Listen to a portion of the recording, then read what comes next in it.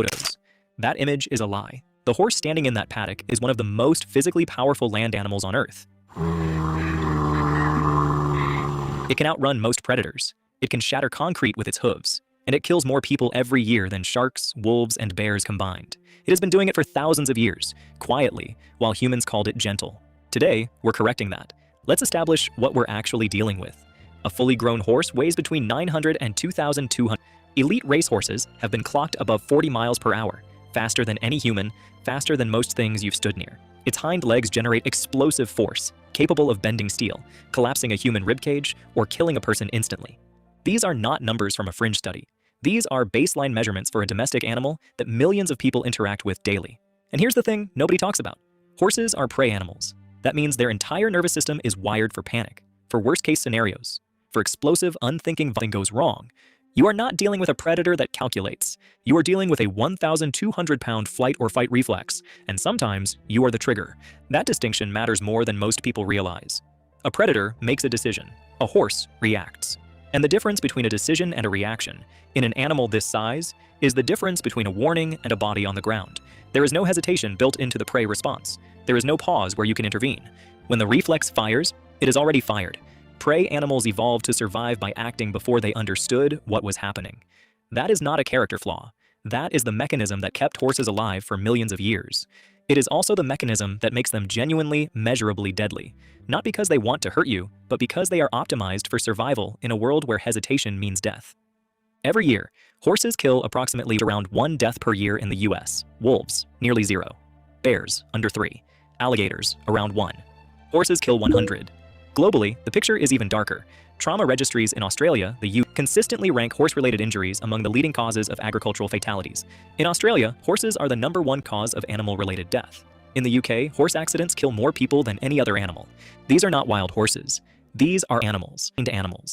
Animals people chose to be near. The injuries are specific and catastrophic. Head trauma, crushing chest injuries, traumatic brain injury from falls, internal hemorrhage from kicks, spinal damage, facial reconstruction. The equestrian trauma literature has its own vocabulary for the patterns, because the patterns repeat. Research into equestrian injury has found that riders face significantly elevated risk of serious brain injury outdoor activities, and that experienced riders are not substantially safer than beginners when it comes to catastrophic injury outcomes. Experience teaches you how. It does not teach you how to predict a panic response in an animal that weighs half a ton. And yet, we don't talk about it. Because the horse is beautiful. Because we grew up with the image of the noble steed.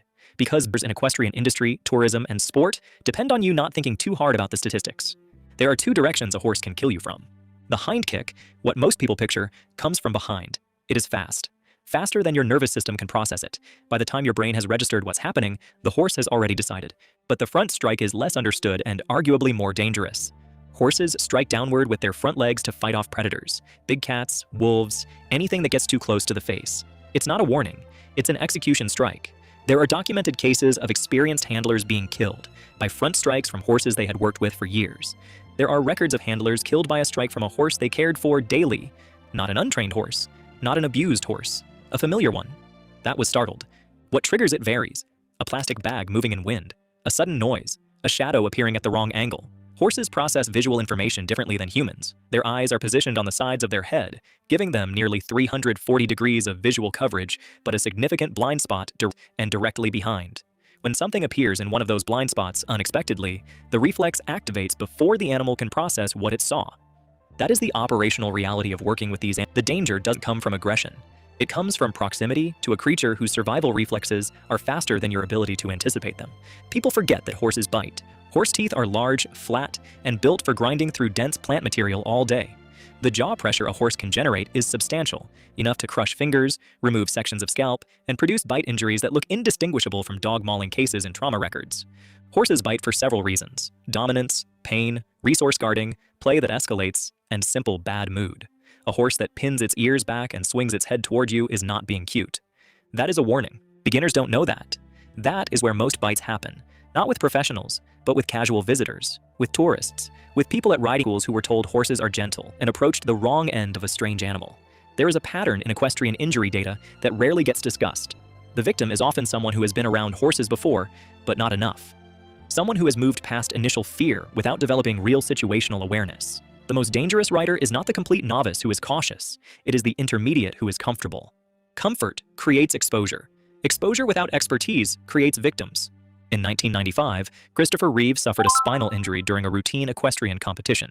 He was an experienced competitor. Lynn Forrest suffered a traumatic brain injury after being thrown during a race at Morphettville, ending her career. The rate is among the highest of any professional sport in the country. In 2014, a 10-year-old girl in Texas died from blunt force trauma after being kicked in the head by a horse at a family ranch. The horse was described by relatives as calm and well-behaved, no prior incidents, no warning signs recorded. In 2018, a stableman in Kentucky, 23 years of experience, was found dead in a stall. The horse showed no distress. No one witnessed what happened. The coroner's report cited blunt force trauma consistent with a kick. In 2022, a ranch worker in New South Wales, Australia, was fatally struck while leading a horse between paddocks on a